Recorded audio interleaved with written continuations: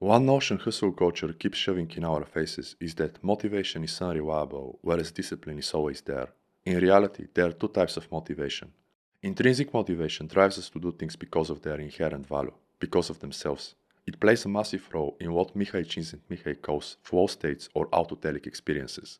Extrinsic motivation is doing things purely for specific outcome, like races, trophies, monetary rewards, etc. Autotelic experiences are often unlocked after years of dedication and quote-unquote exotelic efforts to build mastery.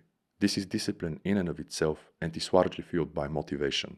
An example I give in the book is my bodybuilding journey. I got into the gym purely to make people turn heads. Thanks to Nubre, Gironda, and Zane, I understood bodybuilding's true essence and grew up loving the lifestyle itself. Years later, I'm like a kid in a toy store when training. The same applies to anything meaningful. Find joy in the process and discipline will come. In different forms, motivation will always be there. What may not be is the preliminary excitement, euphoria, and anticipation.